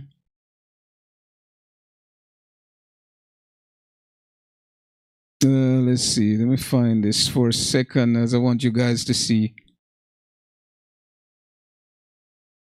Where is it? It's 11. Okay, so yeah, let's go to so same chapter 14. 14:11. So Revelation 14, chapter 11. Right? Let's read a little from there just to give you some understanding. Right? So we're at 11, and the smoke of their torment ascended up from forever and ever, right? This is the punishment after everything. And they have no rest day nor night, who worship the beast and his image. You understand me? Who worship the beast and his image, and whosoever receiveth the mark of his name. Do you understand what I'm saying to you? Whom worship the beast and its image and receive the mark of his name. Now it said, both young and old and all shall be deceived by this. It's even the elect themselves shall be deceived by this. What? What were the elect deceived by within our time living here? This is why I'm explaining to you guys out there, my brothers and sisters, that this time has really already happened, and it is here with us without us knowing. They won't tell you that this information has come. Besides, if the beast was going to come, they wouldn't tell you that it was going to, right? They wouldn't give you detailed information that it was going to. They want you to live your lives and to live negative and fight with your brother every day and do all kinds of wrong. You understand me? And when you do this, right, there is no escape from the judgment, right? They want you to be comfortable and have this imagination of a time that's going to come when there's some monster look like a dragon, a fictional dragon, what they, you see on television, so that you'll have this idea like, okay, I could live, I could do more, and you would spend less time to know about your God, your creator, right? But to indulge in the earthly things, and by time you live to a certain time, you'll already die and you leave this plane. Do you understand what I'm saying to you? So the Bible said the beast and its image, for those who worship the beast and his image. What image do you know in this earth today, right? That were pushed by a country and forced people to believe. What image did you see around? What image? And I'm telling you, all of you here have seen that. What image were pushed forcibly on people, and millions of people died in the process? What image was it? The same picture with the blue eye and the blonde person that they tried to give you until you said this was God. The same Jesus that you all go to church and you all christen and baptize in that name. The very same person. That is the image of the beast. And everybody that worship the beast, everybody that enter the churches, because all churches are affiliated with whom? Whom all the churches are affiliated with? Rome. All churches are affiliated to Rome. Maybe you guys don't know what's happening in the world today. Do you know, as small as Rome is, right? Rome could call America and anyone that is locked up in their prisons and tell them to let them go, and they have to. They have to. You get what I'm saying? You think America is powerful. Rome have information that could bring all these countries to their knees. Do you get what I'm saying to you? Rome has all the information, have everything and everyone. Do you understand me? They could call this country and said, this guy, you're going to execute him, we pardon him. Another country telling America to do that. What secret do they have? What power do they have to do this? The church in America do not pay tax. Everybody else has to pay tax. I'm not lying to you guys. You know that for yourselves. Every single one of the churches in America do not pay taxes. So what is the beast and its image? The only thing I know in this earth that when I came here in my time, in the beginning of my stages, and enter this world and grew up here, and my consciousness becomes aware. I've seen this. The only image that I have seen that was pushed by the country, right, that overcame the Israelites, right? This is the only thing that I've just read it for you, right? And the Messiah told the Israelites, knowing that when the army Jerusalem is compassed with armies, right? This is 70 AD if we want to get historical about it, right? The desolation there of his night mean that they're going to destroy the place. Because they were giving authority to overcome the saints, the people of the Most High. You know, so this is where we at. So I want you guys to pay attention to this. This is why you have this Jesus in the book. This is why you have this image that goes along with it. So when we say Jesus, who is he? No, he is that very picture that you see. That's who Jesus is. That white guy with blue eyes. That is Jesus. Now we're talking about the Messiah, the individual, the person that came and spoke with the Israelites. That's not him. That's not him. That's something else you are worshiping. That has nothing to do with the individual that came here. Now, if we want to get technical, because a lot of people would say, well, it's not about this and it's not about color and it's not about this and it is about everything that you try to deny when the truth comes out and say that it's not about that. Do you understand me? No, we try to lie to ourselves. Oh, it's not about color. I don't see color. And some of us will even go to that point. We don't see color. Really, you don't see it? Okay. So you won't know if night is night and day is day then, right? Or you don't see it. People just could lie blatantly in front of you and say things that they believe you you don't have the capacity to even analyze it, right? We do see color. You can't deny it. Now, if somebody robs someone, what's the first thing? Oh, this guy, what you going to use to describe him again?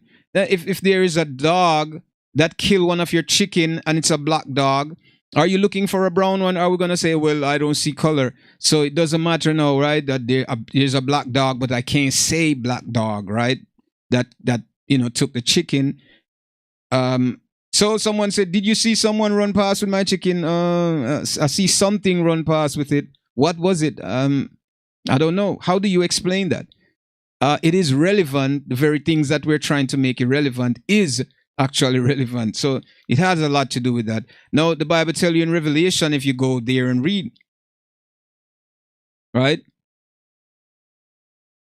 And it explained this person, what his appearance were. His description was giving in Revelation again, right? That his skin, his feet was like unto fine brass, as if it was burnt in a furnace, right? So if we want to go back to get a description of the individual it was given, it's in the book. So what is this image that everybody's been deceived by? The whole entire world. Everyone is deceived. The book already said that the world and the nations in the world would be deceived by this. What is it that deceived everyone in believing something that was not true? So we talk about the Antichrist. Who is the Antichrist? The same Jesus that you worship every single day. That's who he is. That's what you're indulging. So my brother said, what is salvation to you? What is salvation to me? Is to put myself, well, for me, brother, I don't work to go to heaven. I want to do that which is good and all that which is good. And doing this, our Father will decide my faith in the end. I cannot decide where I want to be, neither am I working to be anywhere. I'm doing what I need to do, what I am supposed to do.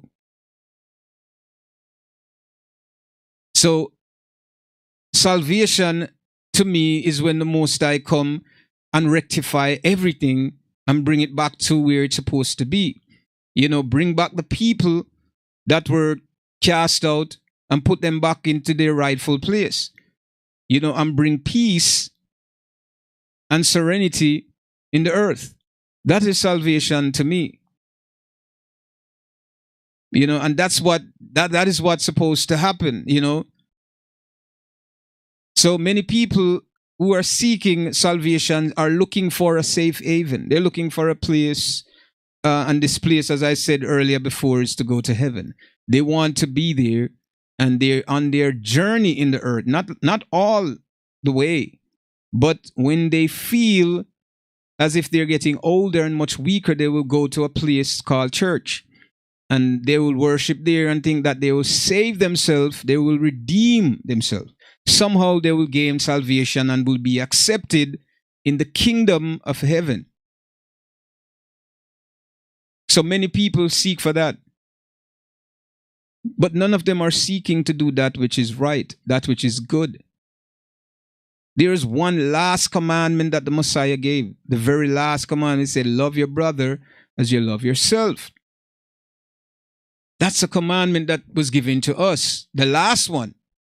Love our brothers as we love ourselves. Right? This was given to us. So, we're not supposed to work our whole duties in the earth, work to go to heaven. We're not supposed to be doing that. We're supposed to serve God, the Creator, the All Almighty. You understand me? The supreme consciousness. We're supposed to serve Him with all our heart, our mind, and our soul. That's the duty of men here. We're supposed to do that. So we don't work to gain accolades, right? Or we don't work to gain credit. We work because that which is good within us, we're not looking for reward when we do what we do. We do it because this is what we're supposed to do. I'm not working to go to heaven. I'm not working to find favor in people. I work to do that which is good in me. I project that which is in me, as everyone should project that which is in them, that which is good in you. You project that onto your brothers and your sisters. You understand? So we work for these things. Many people will work for that. Who told anybody that they're actually going to this place? Because according to the Bible told us, right? And I'm talking about the inhabitants of the earth as the Most High would use it when He's talking to everyone on the earth. The book said to us that there is 12 doors when you go to heaven. 12 doors. And on the 12 doors, the name of the tribe of Israel is written. The name, right, of the 12 tribe is written on each doors. That means if you are not a member of the tribe of Israel, and I'm talking by blood, right? You cannot enter that place. Even when they measured outside the kingdom, He said, measure not, because this shall be left for who? For the heathen.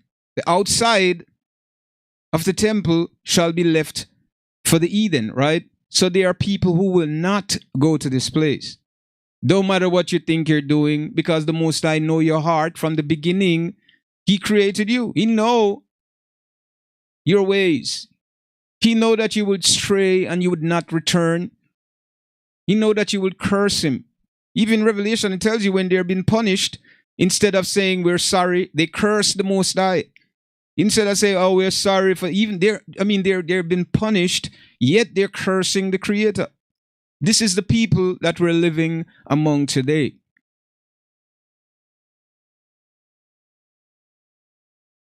So we're talking about, the 12 doors in heaven, which people of that lineage will only have access to there. Nobody else said to me, how could you go there? You're not a part of the tribe, right, of Jacob or Simeon or Naphtali or one of them. You cannot enter there. How are you going to go there? But then today, to what the information, how the information has been handled and how it's been promoted in different countries, everybody feel like they're inclusive to it. But before, nobody was inclusive. Everybody have their own God. The Chinese had it.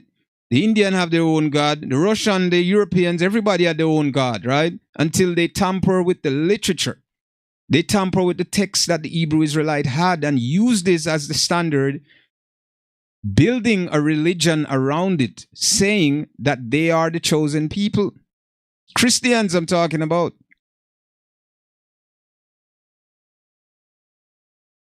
They say they are the chosen people. Replacement theology. Again, do you understand what I'm saying to you?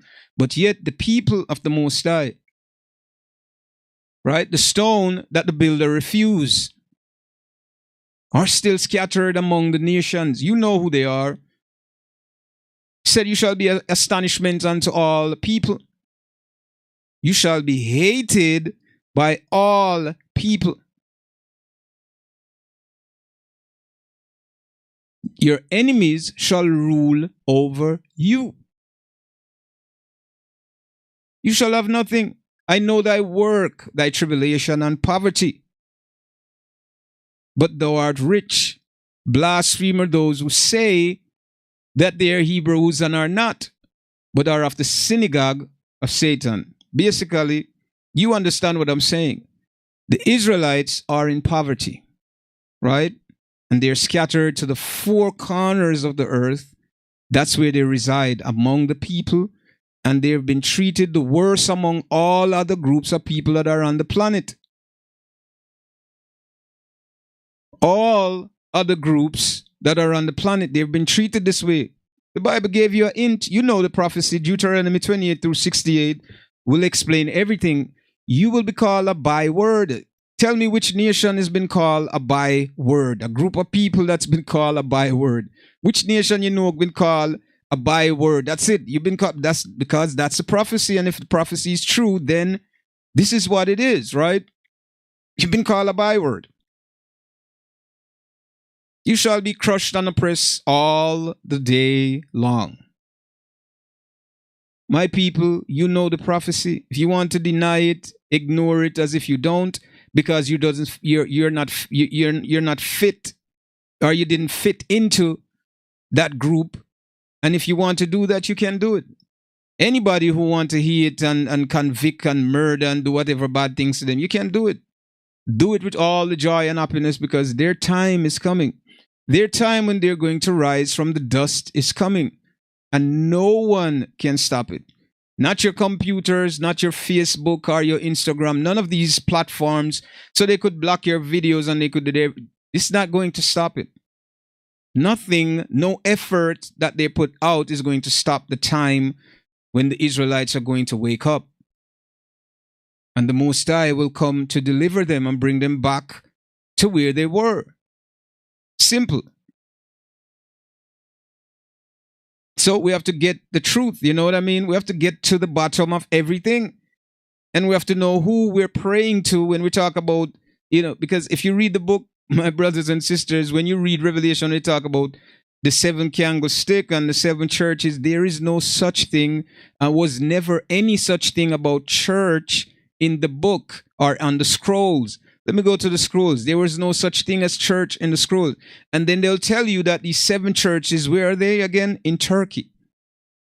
So modern day Turkey, this is where all the seven churches are, right? In a country where European people reside. Get this straight into your head. There is no seven churches. The Israelites are not church-going people. The tabernacle, what you read about in the Bible, it was a place that had the holy things. Remember when Solomon wanted to build a temple, said he wanted to build a house for the Most High. The Most High said, I don't dwell in house.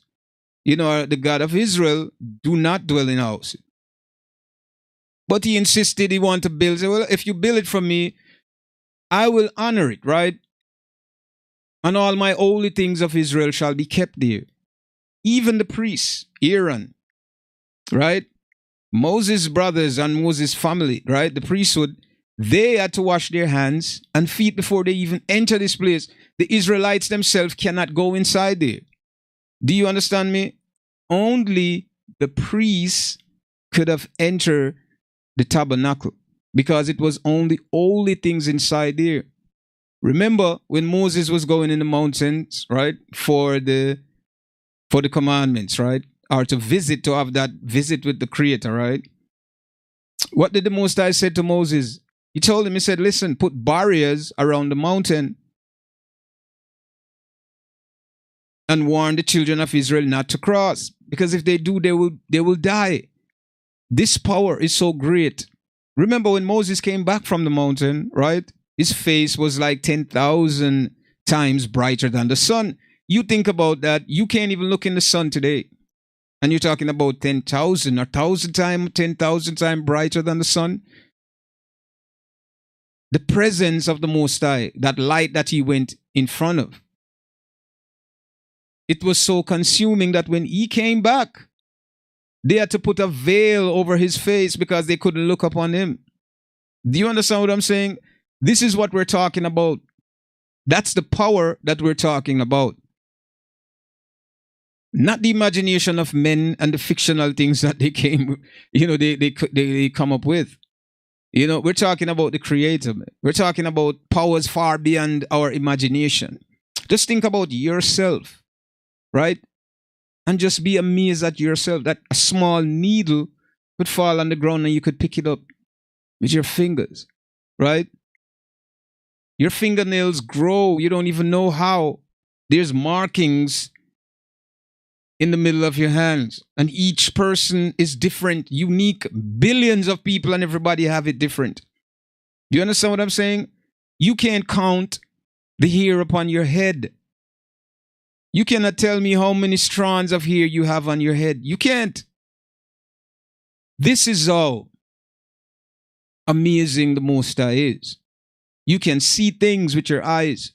You can remember things. You don't even know the source of your memory.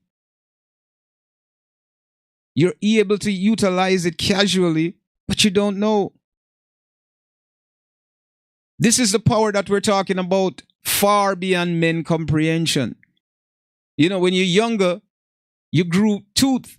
This hard, crystallized thing grew from out of your gum as a child. You don't even know how that happens. There are veins running through your body, right? There are nerve endings in your body that the brain sends signal. Your fingers move. Multiple times you can move one hand, do something else while the other one.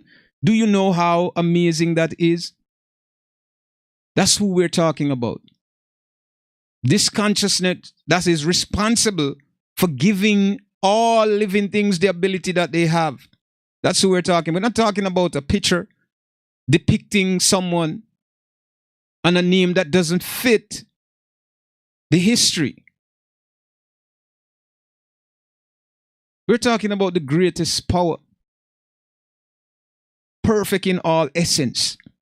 We're talking about the Creator, the one that said things and things happen, the one that swore by his righteousness, and that's what he means.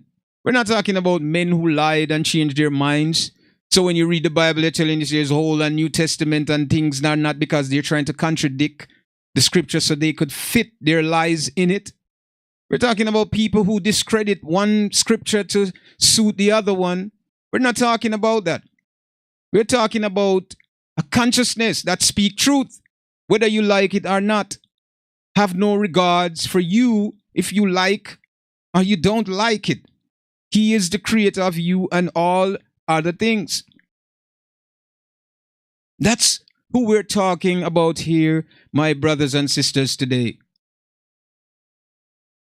Not the imagination of men and what they think and how they feel that things should be. We're talking about the truth.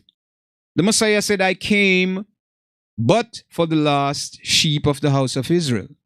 Now, it's either it's that or he is lying. The Messiah said, I didn't come here for myself. But yet they said that he had a wife and he had children. What? He said, I come here not for myself. He said, all that I do is what the Father instructed me to do. He done nothing of himself, mean nothing. His desires and ideas meant nothing. He only wanted to please the Creator. Whatever the Creator said, that's what I'm going to do. If he said, don't move, I'm not moving. He had faith. He had everything in that power. He didn't do anything for himself. But yet they would write stories and say things that contradict all of that for the common people to believe these things. They would do that. But yet he told you that he didn't come here for himself. He said if it wasn't true, then I wouldn't say so. That means he would not lie to you.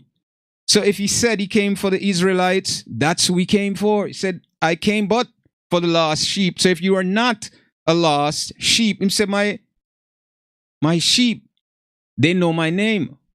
And believe me, that's a parable, right? Just like if you have a dog, the dog know you. If you're around the dog, you train the dog, the dog is, he's comfortable, you know your scent, you know everything about you. He knows your name. When he hear you from a distance, him start to, wiggle still and he come to you because he know you. He say, my sheep know me. When they hear, they will know. The children of Israel will know when the time, they will know. They all have this innate ability. So when the time come and they begin to wake up, the masses of them, it's going to send like an energy wave throughout everywhere, and they're going to be connected and remember who they are, and they're going to get into the laws, statutes, and commandments and serving their Creator. They all have this. It's going to be just like this when it happened, when that time comes. So we have to understand that, So when he said the sheep, they know my name, because you're going to know. You can't go to somebody else and say, come here, Bruno. Bruno don't know you. He won't come to you. But when the master come and say it, what? Get happy, wiggly still, run to the master. So we will know when the time, when we hear the voice, when we hear within ourselves, within our consciousness, that it's time, we will know exactly what it is. We know our master's voice. We know it. Many people that go to church are looking for security. They're seeking for salvation. And they're in the wrong place, because you're not going to find it there. I'm sorry. First, the representation of this place that you're going. You understand me? It's called a pagan palace. This has nothing to do with the Creator. First, when you go there, you see a symbol, right? Which is a cross. There's nothing holy about the cross. Remember what the cross and the intention of the cross was for. They made the cross to execute criminals in Rome. When did the cross become the sacred object to carry to ward off evil? When?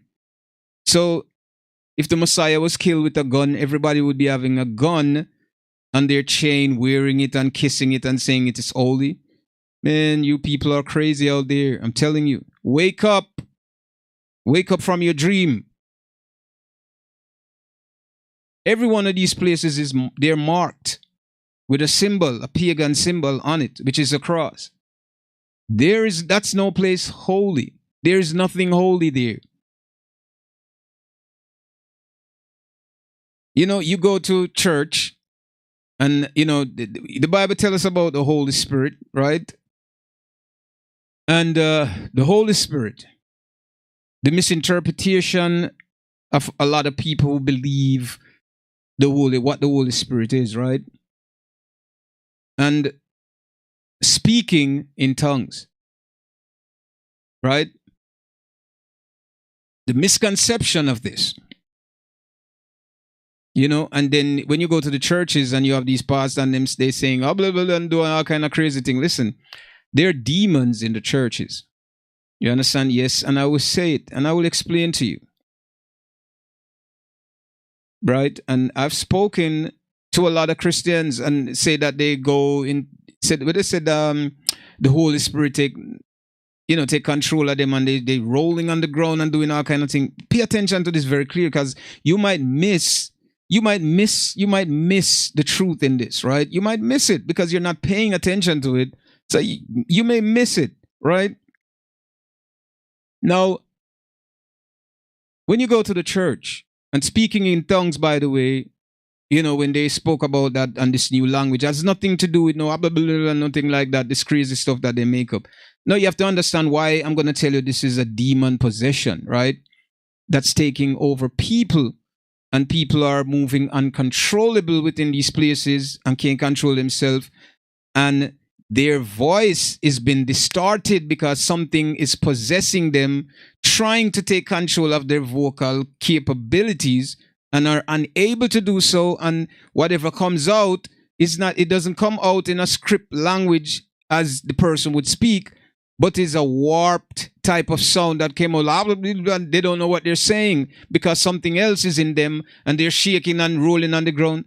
Nothing righteous or holy will possess you. Nothing at all righteous or holy will ever possess anyone. It doesn't need to. Nothing good will be forcible to change anyone. It's always something negative trying to take something. There is a force there that is fighting against the force that is good. Goodness don't need to fight evil to gain power. You understand? Or to gain position, because righteousness is above evil. You get what I'm saying?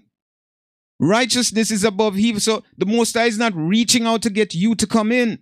You have an option. You need to utilize your option. There is nothing holy or good that will possess anyone, right? And let them react out of their character like that. These things are demon possession in the churches. Just look into it.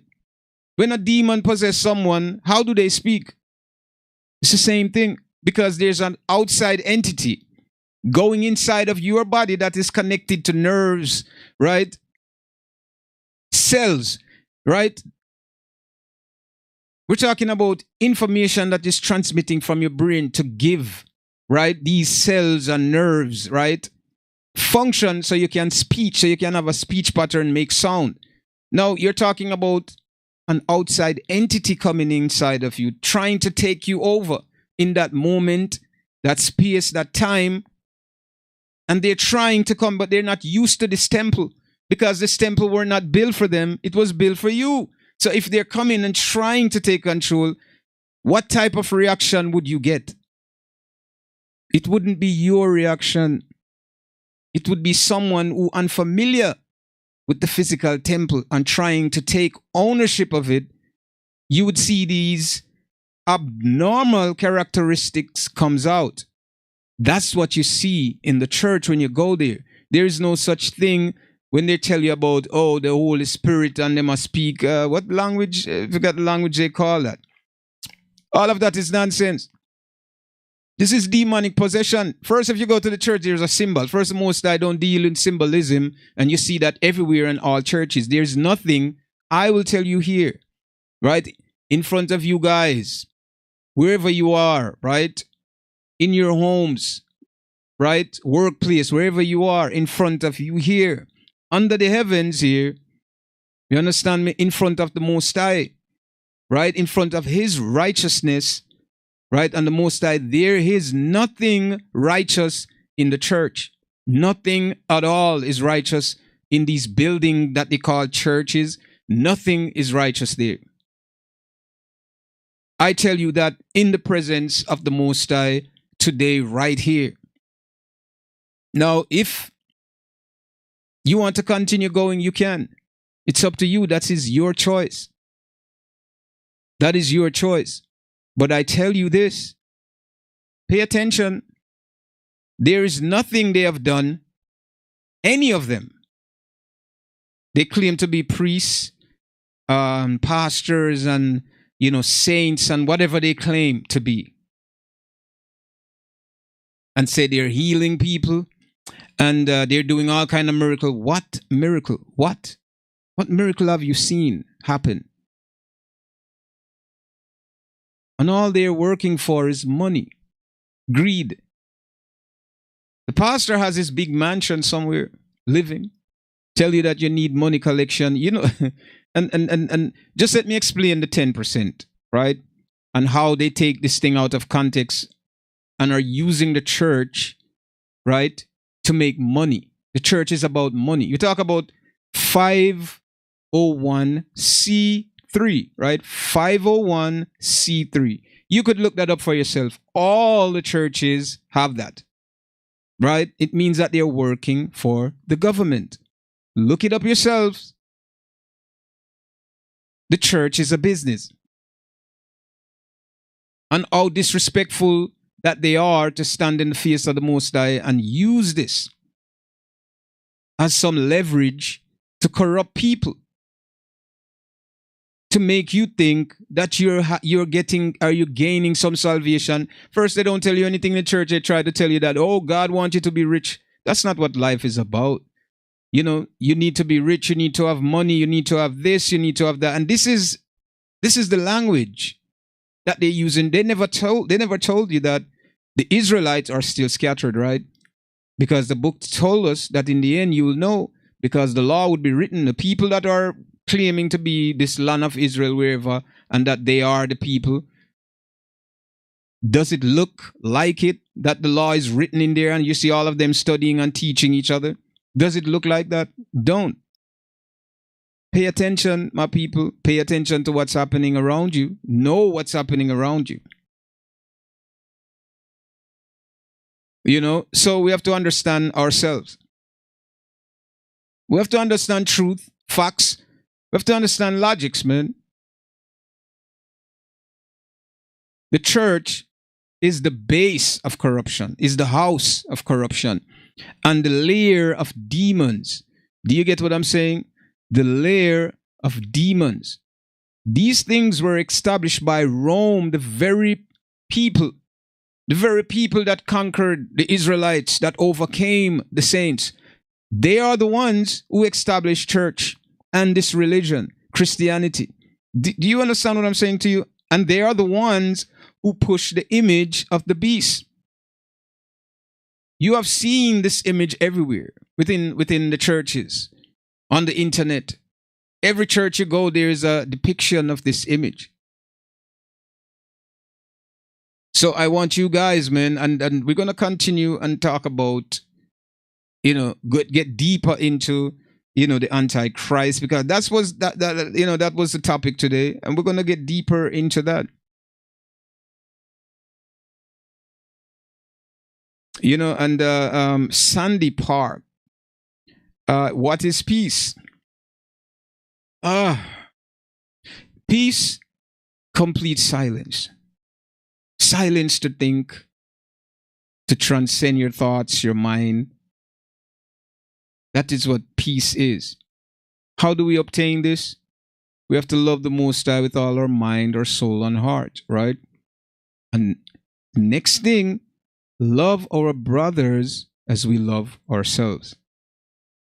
When we do these things, there and then we will find peace.